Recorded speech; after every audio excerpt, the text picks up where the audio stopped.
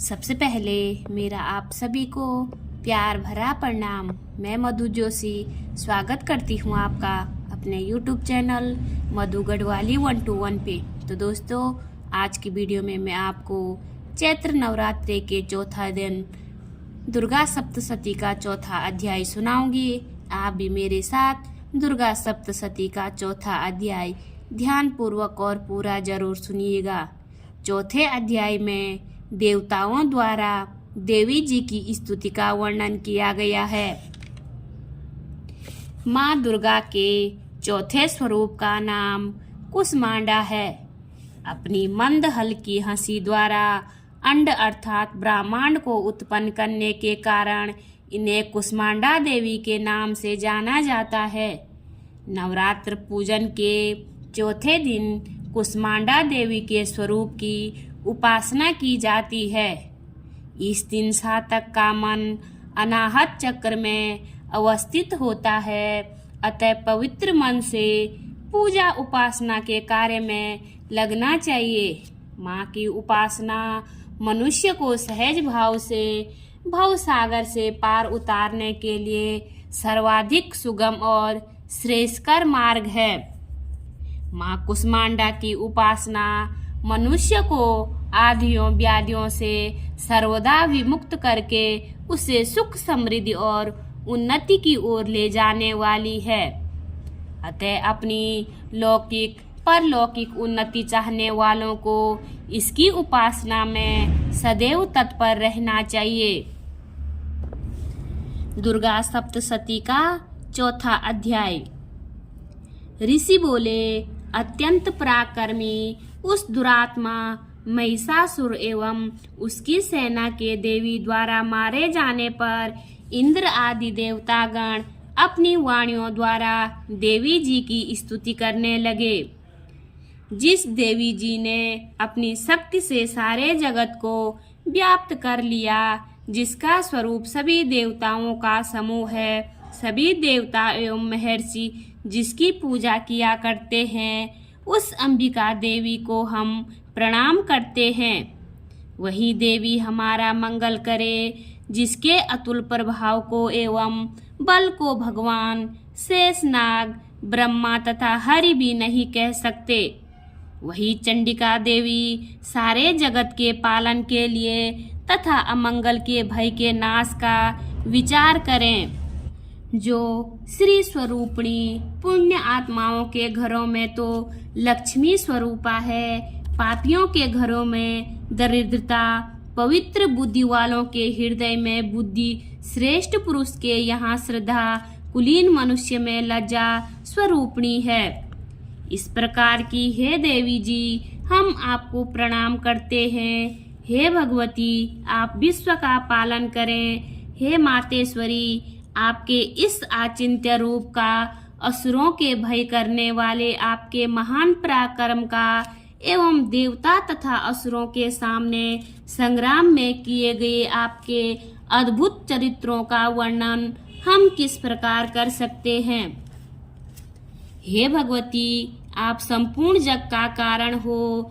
सत्व रज तम इन तीनों गुणों वाली होते हुए भी आप अज्ञेय हो। दोषों के कारण हम लोग आपको जान ही नहीं सकते। हम तो क्या विष्णु शिव आदि भी आपका पार नहीं पा सकते। आप सबकी आश्रय हो एवं आप आधा अव्याकृता प्राप्त प्रकृति हो। हे देवी जी, सभी यज्ञों में जिसके उच्चारण करने से सभी देवता तृप्त हो, आप ऐसा अचिंत्य महावर्त स्वरूप हो और संपूर्ण दोषों से रहित, इंद्रियों को वश में करने वाले, तत्व को ही सार जानने वाले मोक्षार्थी मुनिजन जिसका अभ्यास करते हैं, वह देवी भगवती प्राविद्या आप हो। आप शब्द स्वरूपा हो। परम पवित्र ऋग्वेद, यजुर्वेद एवं मनोहर उद्गीत के पदों के पाठ से युक्त सामवेद का आप निधान हो। वेत्री देवी हो। 6 गुणों से संपन्न आप भगवती हो। सभी शास्त्रों का ज्ञान कराने वाली है। हे देवी, आप मेधा हो। दुर्गम संसार रूप सागर से पार उतारने वाली नौका रूप दुर्गा हो। आप असंग हो, केटव दैत्य के शत्रु विष्णु के वट स्थल पर निवास करने वाली आप लक्ष्मी स्वरूपा हो एवं चंद्रमा को मस्तक पर धारण करने वाले भगवान शंकर से सम्मानित आप गौरी हो। यद्यपि आपका मुख सुंदर तथा परिपूर्ण चंद्रमा के बिंब का अनुकरण करने वाला एवं निर्मल मंद मुस्कान से शोभित है। इस प्रहार के निर्मल मंद मुस्कान से शोभित चंद्रमुख को देखकर क्रोध से परिपूर्ण महिषासुर ने झट ही आप पर प्रकार किया। यह अद्भुत बात है। उससे भी अति अद्भुत एवं विचित्र बात तो यह है कि जब वह मुख क्रोध से युक्त था, उदय होते हुए भी चंद्रमा की भांति लाल लाल था, तनी हुई भौएं अति विकराल थी। ऐसा देखकर महिषासुर ने अपने प्राण तुरंत वहीं पर नहीं छोड़ दिए। भला ऐसा कौन सा प्राणी है जो क्रोधी यमराज को देखकर भी जीवित रह सके। हे देवी जी, आप प्रसन्न हो, सर्वदा उन्नति दाता देवी जी। आप जिन पर प्रसन्न हैं वे ही सभी देशों में आदर पाते हैं, उन्हें ही धन तथा यश मिलता है। हे देवी, आपकी कृपा से उसे स्वर्ण लाभ होता है।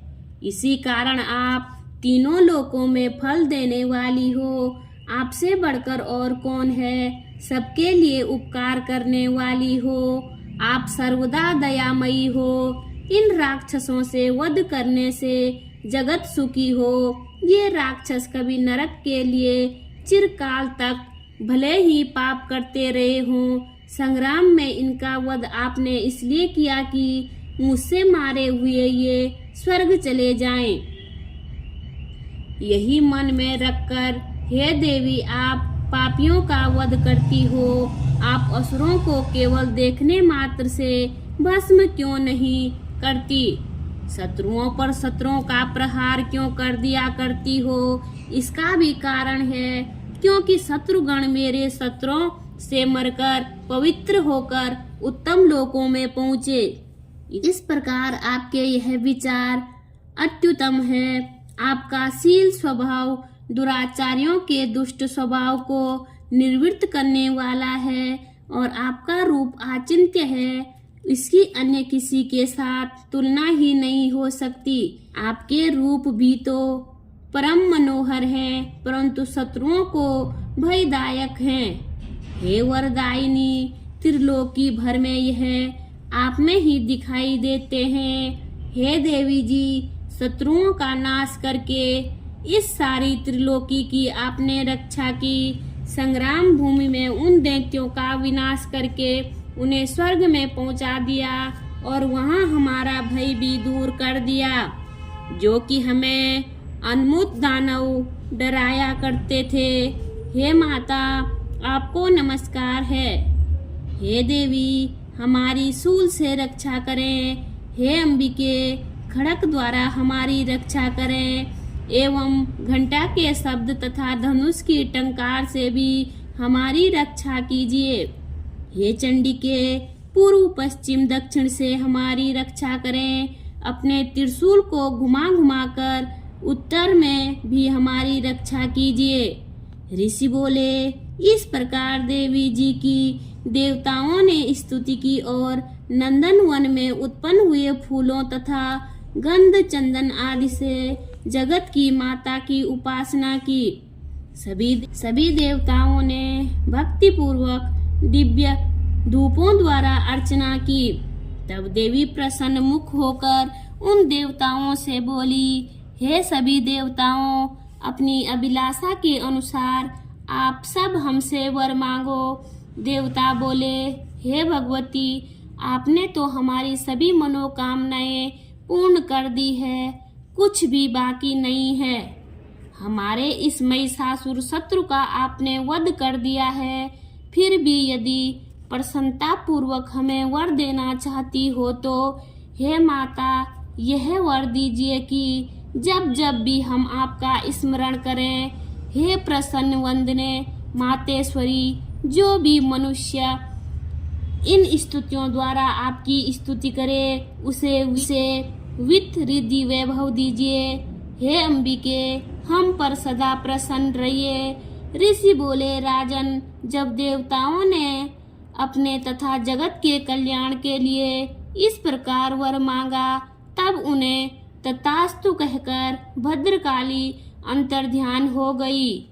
हे राजन, पूर्व काल में तीनों लोकों का हित चाहने वाली देवी के देवताओं के शरीर से जैसे प्राकट्य हुआ, वह सारी कथा मैंने कह सुनाई। बोलिए दुर्गा मैया की जय। उम्मीद करती हूँ आपको वीडियो पसंद आई होगी। वीडियो पसंद आई तो वीडियो पे लाइक कीजिए, कमेंट कीजिए, अपने दोस्तों के साथ शेयर कीजिए। चैनल पे नए हो तो सब्सक्राइब ज़रूर कीजिए। मैं मधु जोशी मिलती हूँ आपको अगली वीडियो में। तब तक के लिए बाय बाय, धन्यवाद।